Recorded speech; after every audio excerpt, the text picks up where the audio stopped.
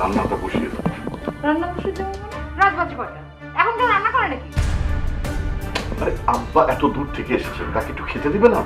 কি আজব বলা নেই কোন, আমি এখন রান্না করতে থেকে বসাবো? আর আমরা কি নিজেরা কি না খেয়ে বসাচ্ছি নাকি? আমাদের খাওয়া তো শেষ, আমি কোথেকে রান্না বসাবো? কথা বলতে পারো না তুমি? না আমি পারি না, যা শোনা শেষ শুনবে, আমার কিছু করার নাই।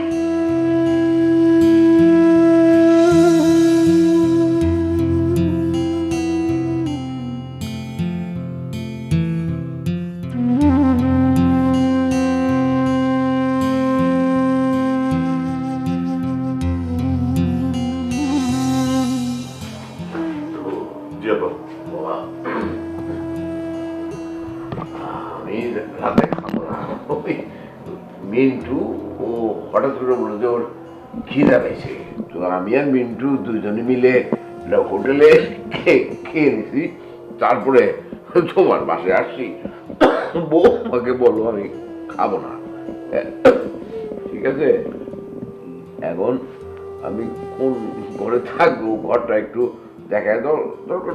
সকাল তো নাস্তা করবোই, এখন আর খিদা নাই, পেট ভরা। ঠিক আছে, তুমি আসো, কিন্তু তুমি ঠিক তো খেয়েছো তো?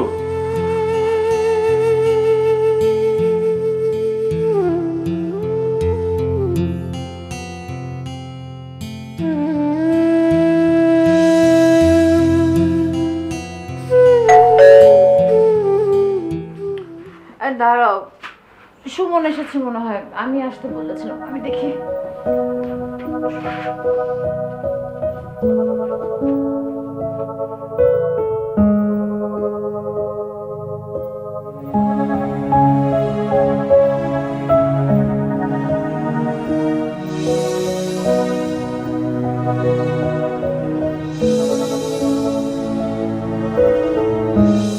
আরে কি করে খাইতে বসবো? তুই বাড়িতে আসিস নাই, খামো কি করে? আমি কোনোদিন কি একা খাইছি? হ্যাঁ, আমার গলা দিয়ে কোনোদিন ভাত নামছে একা একা? আরে আব্বা, তুমি যে কেন এমন করো? একদিন আমার চাকরি হবে, টুসির বিয়ে হবে, তখন তুমি কি করবা? সেইটাই আব্বারে বুঝাই কে, আমার কথা শুনলে তো। আরে সেটা তখন দেখা যাবে, এখন তো আমার ছেলে মেয়েরা আমার সামনে আছে নাকি? হ্যাঁ, আমার বুকের পাশে আছে, তাদেরকে ছাড়া আমি খামু কেমন করে?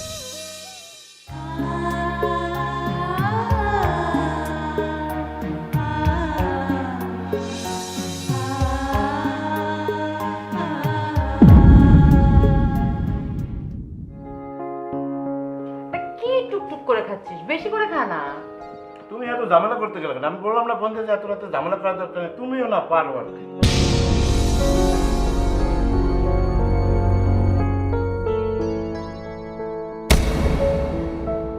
কিসের ঝামেলা? আমার ভাইটা তো মাংস পছন্দ করে, ফ্রিজে তো সব রাখাই ছিল, আমি খালি ওভেনে গরম করে নিয়ে আসলাম। কি না কি খাস? আচ্ছা, থানায় কোনো ঝামেলা হয়নি তো? আরে না না, দুলাভাই পরিচয় দিতে ওসি সব সারিয়ে দিচ্ছে।